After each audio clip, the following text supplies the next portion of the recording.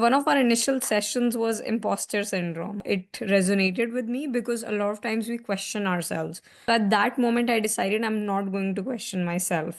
Unless you have someone, you don't know what you're doing right or wrong. I'm very glad that I joined the program. You pushing people like, okay, this is what you have to do, stay, keep going, like staying on the track, guiding them through the right direction. I feel it has been a powerful journey. Parul, congratulations on your EB1A and fulfilling your American dream. How do you feel now? Thank you so much. I feel great. All the hard work. That was my main thing. All the effort that I've put and been working so hard, it finally paid off. That was the main motive. So I'm so glad. Wonderful. And just for the benefit of everyone, would you introduce yourself and your expertise and where do you work? Yeah, I'm Parul Batra. My expertise is customer experience technology program. I work at a startup, Neuro42. That's a medical device startup. They are in healthcare. They make portable MRIs for brain. That's my expertise. Wonderful. When did you join the Next League program? I joined last year, mid to end September, close to that, like, yeah, time frame. Wonderful. And what made you join the program as compared to other possibilities or options that might be available to you at that particular moment of time? Yeah, there were multiple options, but what struck me different about Next League was the structure they had. I myself, as a PM, and I'm very structured and I have a way of doing things. I felt that when I was looking and talking to folks and understanding about the program details, it was very structured. It helped me understand things better and it gave me a brief picture into how the course might be. I felt I can work with that approach. Wonderful. And just another question. Let's ignore the fact that you got RFA, and I would request Mr. Shah to add this further later. Ultimately, there was nothing materially different. It was Yes. just a matter of how Mr. Shah presented the legal arguments and how we presented the evidence. Just ignore that point. But let's look at it from a program perspective. Before joining the program on the scale of 1 to 10, how confident were you? And at what stage you felt that it was just a matter of time? After understanding the profiles of other people, one of our initial sessions was imposter syndrome. That was my day one or day two session when I attended. It resonated with me because a lot of times we question ourselves. At that moment, I decided I'm not going to question myself. I know I didn't have a lot of profile build that time. I'll have to work towards that. And based on the conversations in the program, everyone said it's going to take some time, but we'll get there. So I started the confidence after that session was I was already building that. I decided I'm not questioning myself. I never questioned myself after that, frankly. But I knew there's work to do. And you said it from day one. You'll have to do the work. There's no shortcut. There was always that focus that I have to do work. It may take some time. And Jan or Feb onwards, when I had a lot of evidences, I put in a lot of work. Then I realized, okay, now I have something to start to showcase all my work. So that's when it started more and more the confidence that you feel. But of course, the last stage is really overwhelming in general because you have put so much work, effort, and everything. So confidence, it started building up early on, but it was a matter of time after February that I realized that I need to just put in, have it right, and get that done so I can achieve my dream. Wonderful. I mean, to be very honest, you should be the last person to have even any imposter syndrome in the program. It's a little news to me that a person of your caliber had that syndrome. At that point of time, I did not have any profile. So it was a matter of question, okay, how do you even get there? I had the confidence in me that if I want, I can do it. But it was, okay, how do you get to that stage? Having that session really helped me push, okay, you can do this, anything is possible. Then I started building up that. Even EB1A journey is something for me from that perspective. Mr. Shah, from your perspective as attorney, it's the same Parul Batra, brilliant EB1A achiever today we have. And unfortunately, she got RFE. And again, that was not really the way we wanted. But the fresh petition gets approved. From a USCIS and immigration perspective, how do you see this case in terms of difference between a petition and how you worked on that and how we made it happen? First, I want congratulations, Parul. It was wonderful working with you. And I was very impressed by your diligence and your ability to work hard and get things done. You really are extraordinary in the way that you've executed filing this petition. And in regards to Next League, first I wanted to mention this, is that what you do is you break down the EB wing criteria and the process in a way that the students can understand. And I think sometimes even attorneys can't do that because we get stuck in technical language, we get stuck in specific legal requirements, and you created something that breaks that down where a student can come in, maybe be intimidated by what is required, but knows that there's a process to achieve it and to go that needs to go through. And it connects to the RFE and the refiling. So when we were faced with this RFE and responding to it and the idea of refiling, USCIS doesn't really take a preference over what you do. If you do a refile, usually the initial petition is looked at slightly different. They might consider it abandoned if you do a refile. But what's important is that when you get an RFE, that you take it and work on the criticisms that you got. And with Parul, we got an RFE and it guided us in terms of what we needed to do to improve her petition and what we need to do to get that approval. So it's not always a bad thing to learn from the RFE and know how to pivot. And definitely Parul did that. She was able to take the information, apply it, make sure her evidence and all the documentation reached the standard that was necessary to get this final approval. No, that's really wonderful. That's a very well said.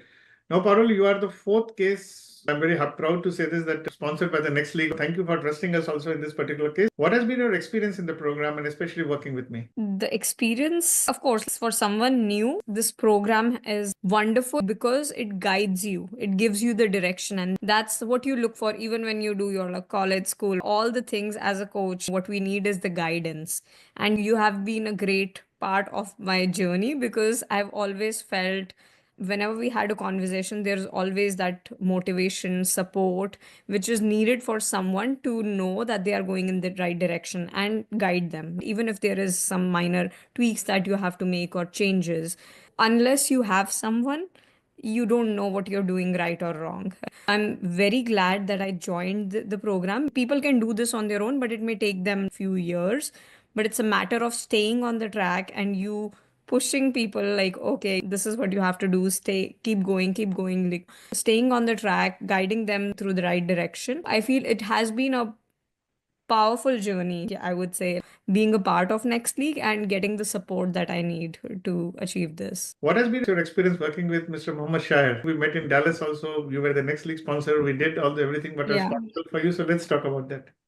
Yeah, it's been wonderful. I always said I wanted a lawyer I can work with, I can collaborate with, who is able to work with me as well. It's been really great. And that's what I talked to Mohammed. I remember our first conversation. I want there should be a transparency because this is a team. We are working as a team. I know even though legal is your expertise, I come nowhere close to that. But if there is any information he needs from me, or we are able to have that conversation. And that's what I've seen from day one. It's been great. Plus, I worked with him. I've seen him in Dallas. He's been there throughout all, he has done all-nighters as well. I see his motivation as well. He's helping all the people that are working with him.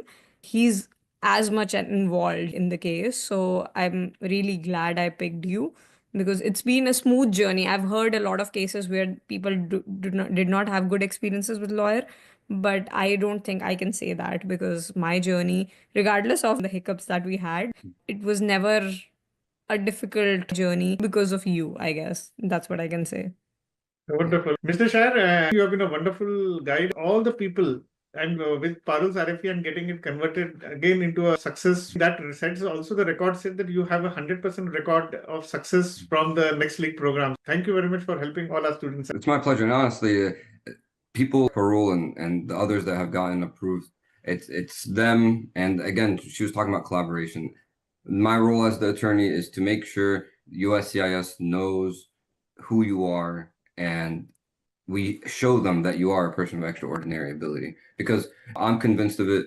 Ranjit is convinced of it, and we just got to present it in a way that so is USCIS. And that's why that collaboration is important. No, but you did mention that you didn't have a profile, but I still feel that you have achieved something in your life even before you joined the program. Having said this, on the scale of 1 to 100, and whatever you presented to USCIS, what accomplishments were before you're joining the program, and how much did you accomplish after joining the program? I think 90% of it was after, because the only thing I couldn't control was critical role and my salary. That's something I cannot change because I'm already working on it and that's there by default. Of course, you have to build a case for that also. That's a different thing. Anything after that, all the criterias that you build up, all the profile that you build up, even though again these all become as part of your sustained all the years of experience that you're gathering, it all boils down to that. But then again, it was all after the program that I built this up. I would say 90% was post this program. Thank you for the accolades. And just another question, and please be free to respond in any way you want. Had you not joined the program, let's say that, do you think you would have got EB1A? And if yes, how much more time it would have taken? And be very free to answer this question. I don't think I would have got and I wouldn't lie because I know people say it would take them forever and they would have done it by themselves. I feel I wouldn't because again, even though you have all the knowledge, Google knowledge in the world, but for me, it's a matter of guidance. I need that guidance to get something done because this is a bigger goal. It's not a simple project. So you can figure things out, but it would have taken me years. I can't even put a number, I feel. Because of this, I was able to achieve. I don't think I would have done before without that.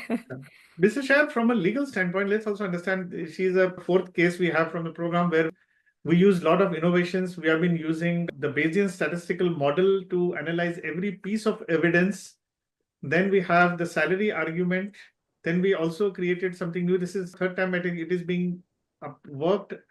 You had an AI persona, Steve Jobs in your case, right, Parul? Yeah. We created a letter of recommendations.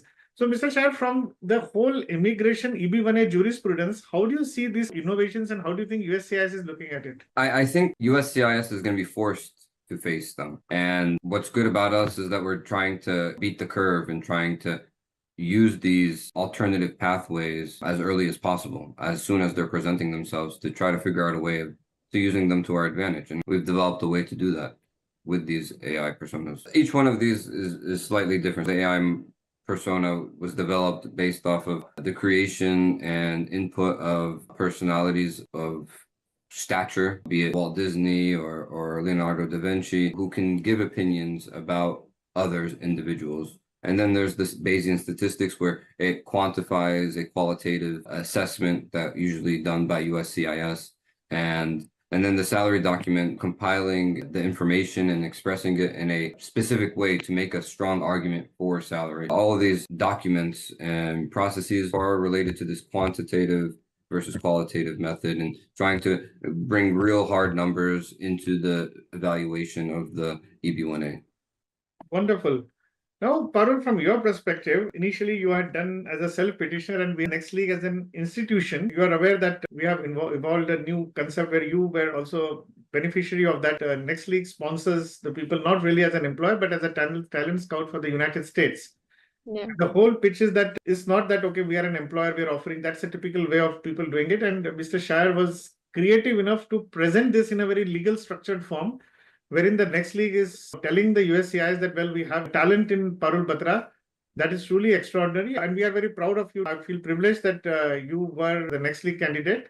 What made you reach out to us for this particular proposal to say that you want to be a Next League sponsored candidate? I've been part of the program. I've seen that journey. But then there is also a motivation since things are changing so much and evolving with USCIS. And Shai rightly said, it's a way of beating the curve. And I felt the techniques that you were applying or the methods that you were implementing, again, it's part of qualitative and quantitative both, because we are trying to tell them a story, but it cannot be made up a story. It has to be right. There has to be a proof. There has to be numbers to support all the evidences.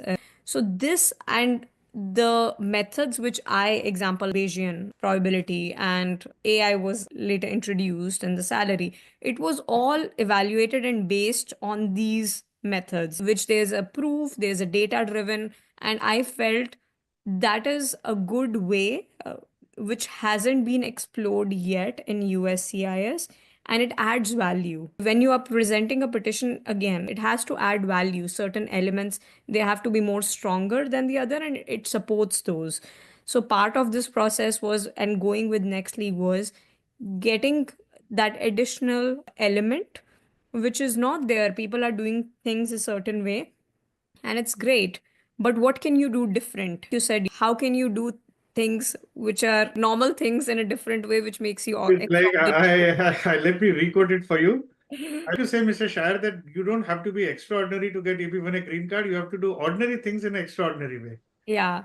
And this is a perfect example of that. We are trying to do things, maybe ordinary, proving certain things, but in an extraordinary way. And that's what differentiates you from other people. So that's part of why I picked and decided to proceed and go with it.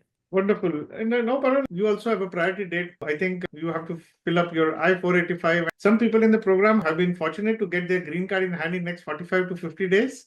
And for some, it has taken maximum 2 to 3 months. What's your next in the agenda now? I'll plan to have a conversation with you guys separately, just understanding the process of 485 and what is needed. But my plan is that end of this month, it's already December, so I want to fill up 485 and get things moving. Wonderful. Very important question now. Last year you joined. Today you got your EB1A green card approved. How much average time per day you would have been spending? I can't even put it to numbers because I feel it's more than 6, 7 hours. I know that in your every waking moment you were involved. Yeah. Tell you something and let it be on record. Any time you message Parul, and I've seen that happening in the last 1 year, please call. By the time you press the send button and move your hand either to scratch yourself or to put in a pocket somewhere, the call has come. And let it be at 3 o'clock in the morning. One day I remember it was 3 o'clock in the morning. I got up. I just wanted to talk to Parul. I just messaged and she said, now question mark. And I was a little surprised that she's awake and she's doing it. She says, yeah, I'm working right now. So I said, okay, fine. Even when I was in India, obviously it was midnight for her. You have been incredible, Parul. And I've never seen tenacity of this amplitude in anybody. It's not there to appease you. It is not to just make words, but I've never seen that. And at the last in the Dallas, when you chose not to defer your filing, the way you worked in 2 hours was massive. And then you were sitting in the flight, got internet, and still working in the flight, finished off the next day. And Mr. Shire was kind enough to take it to FedEx personally and do everything. Hats off to you for this. Congratulations. Thank you so much. I wouldn't have done this without you. Seriously, all the people I know behind the scenes, some are missing here. But even when I left, I know you guys, you held the fort and kept going. I really, really appreciate it because you have done all the work. Now it's the final moment of it. Some of the other people in the program, and let me take the name, Shreya was trying to help you out. Yeah. I think everybody felt you are a person who likes to be in control. You were doing things even from FaceTime and trying to see. You giving control to somebody else. That was very difficult for me, trust me. Because I was thinking the whole time, I should have stayed there. I should have stayed there. But I know I trust you guys. That was one thing in the back of my mind that I trusted you, but still it's part of my control. So that was very difficult, but I'm so glad it was you, Shreya, because you just made that happen. So thank you so much. Mr. Shire, you have seen so many students. Any feedback about Parul? Again, I was extremely impressed you guys were saying in regards to how she was able to transition from responding to the RFE to filing a new petition and completing everything that was needed for a new petition within a few hours and being able to file it and now get this approval. Extremely impressive. And you should be extremely confident about your ability and the goals that you have for your future. The sky's the limit, and I know you're going to do great things. Thank you. Wonderful. No, Parul, there are 1.5 million people waiting for the green card in the USA. And many of them feel that, oh, this is not for me. You started from the same mindset initially. What's your message to them? In fact, yesterday, since we spoke to one of your other colleagues from the program, back to back, we have 3 approvals now. And fortunately, all from Mr. Shire. In last 1 week, it was Rignesh, then it was Navdeep, and it is you. In fact, I was very open to talk about it in the class, and Navdeep did give me permission to say that at a point of time, he just wanted to give up on EB1A. He wrote a message to me that, I want to leave the program. I cannot handle it. I would rather wait. He wrote me a very detailed message. And then I had to counsel him, talk to him. But there are many other people who may not be in the program, but they feel that EB1A is not for them. Now, what's your message to those people? I would not say that it's not for them. Of course, it's based on the profile. Our profiles, if you see, again, it's part of the journey is building that up. But if you put your mind to something, you can make it happen. There's no chance that you can't do it. It may take you 6 months, it may take you 1 year, it may take you 2 years, but you can make this happen. So, anyone who thinks that it's not for them, it's very important to have either a call with you or just understand the process first to know that and understand people who have done this as well, because it will give them motivation, but it's definitely a journey they can explore and they can do it.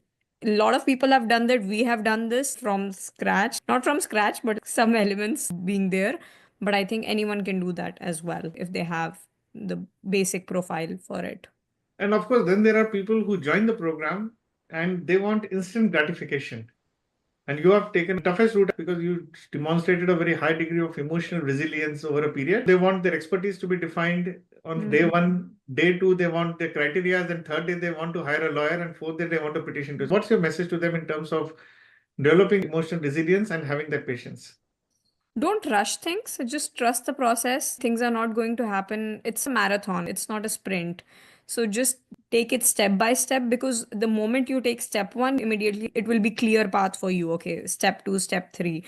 But if you try to jump from one to five, it's going to be difficult. There are chances you'll fall down. So you have to take this journey step by step. There's no other path. Even if you try to take shortcuts, it may work temporarily, but it may not work in the long term. And what we are trying to achieve here is a long term growth and success. So they have to do this slowly and steadily. Even if they have a lot of pieces sorted out, they still have to clean it up, figure that out, and make sure they have everything that's needed. Because again, it's an intense process. Whatever evidences are needed, they have to ensure everything before even jumping. Just pushing yourself, randomly doing it won't help. Wonderful. So, Parul, you have made all of us very proud, Mr. Shah and I included. And I think you have set up a new benchmark also for many people in the program. And you have been an example also. And I would conclude this by saying that you have a kid at home. And for any lady to get EB1A, it's a great achievement. I always say this, you must have seen me saying this. And congratulations to you and your family. Thank you so much. I appreciate it. Congratulations.